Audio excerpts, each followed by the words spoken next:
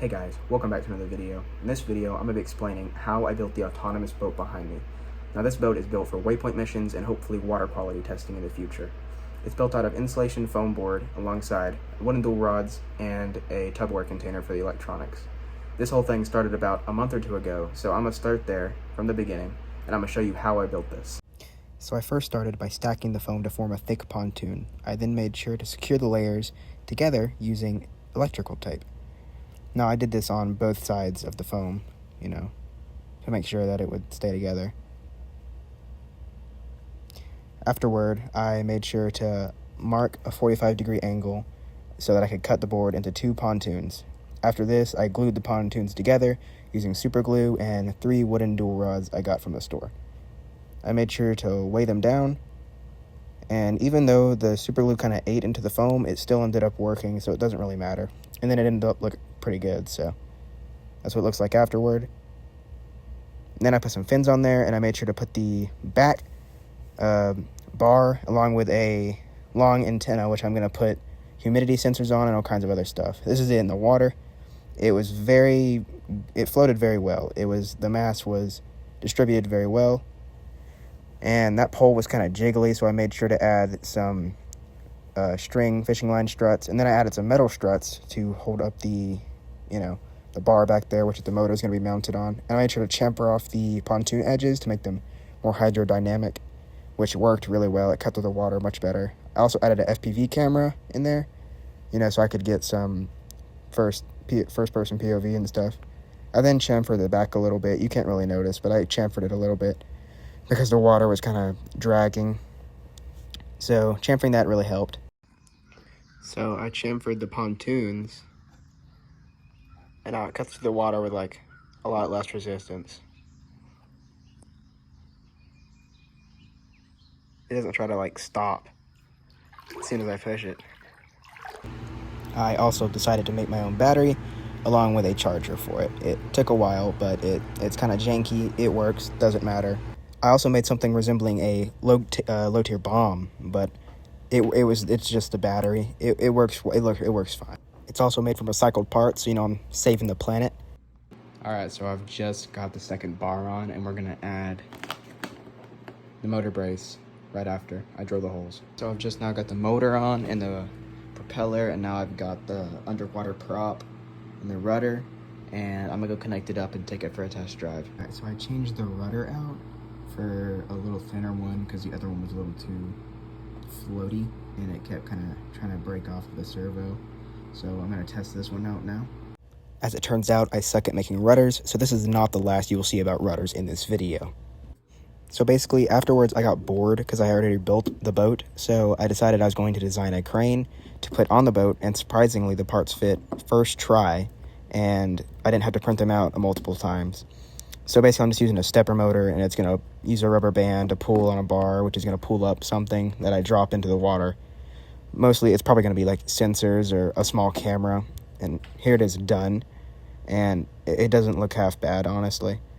But, it could use some improvement. I kind of got a feeling it's just going to rip the dual rod off of the boat, but, I guess we'll find out.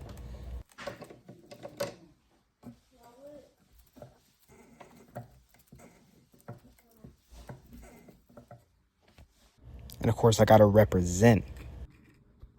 As I said, you were gonna see more rudders, and believe it or not, this is not the last iteration of my rudder. So I've just printed out a new rudder, and it has the actual little slots in the side. I can stick a screwdriver up in there and screw it into the servo. And I also printed out a rudder sleeve extension because this rudder was not cutting through the water with enough of the rudder in the water. So printed this out, sleeves up onto it, works better. Okay, now that was the last iteration of my rudder. So I've just put on the prop and everything, and this prop is actually very large compared to my other props. And I'm just gonna go ahead and give it a stability check to make sure that I've connected everything right, and that I've made the prop balanced on the motor and whatnot. So here we go. I'll go about half. Maybe a quarter throttle.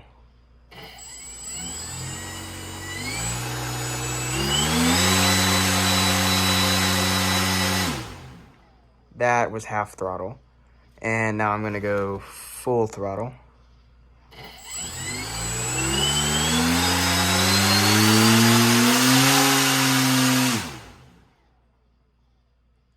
That was full throttle. And nothing seems to have broken. Although I did reinforce this right here with some tape. And, you know, just whatever. It works. So, yeah. Also, I might as well test out the rudder while I'm here. So, this is the rudder. It's kind of oscillating, but that doesn't matter because it's fine. I'll get that figured out, but it works just fine. I'm gonna have to put like a bearing on there or something, print out a new one, and get that figured out. But for now, it works just fine. So I'm gonna go ahead and do a on-water test real quick, and I'm gonna record that. So, see you then. So this is actually the first test I did with my boat, and I did it in my pool, and it's about at half speed, and that's about full speed. And the boat actually managed to get to a pretty high speed on the water, considering it's an airboat. The boat also didn't end up favoring a pontoon or a direction. It was like fairly stable, and the weight was pretty balanced really well. So it didn't end up tilting. I mean, it tilted back just enough for the pontoons to skim above the water, and that ended up making the boat a little better. And there's the rudder.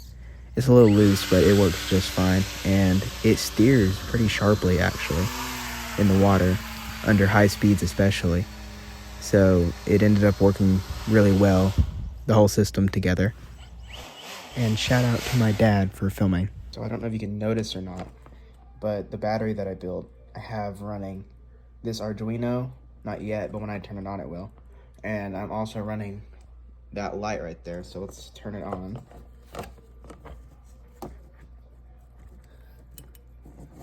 The Arduino turns on, and so does the light. Let me turn this light on. And I'm gonna have it blink, so whenever it's nighttime, or whenever I'm needing to find it and it's dark out, then I'll be able to find it on a lake. So that's helpful. So you're probably noticing that I didn't do an autonomous test with this. That's because I don't have the Pixhawk yet. So I can't actually do autonomous waypoint missions. So this video is basically just how I built the boat. The next episode or video is going to be me just testing out the autonomous waypoint missions and basically just all the stuff I've added to this, the crane, all that kind of stuff. So I'm going to buy the Pixhawk, and when it gets here, I'm going to make that video. But until then, I have other projects with gearboxes and stuff. I'm probably going to end up making a rover to go along with the Pixhawk and the autonomous series and stuff. So that's about it. Thanks for watching.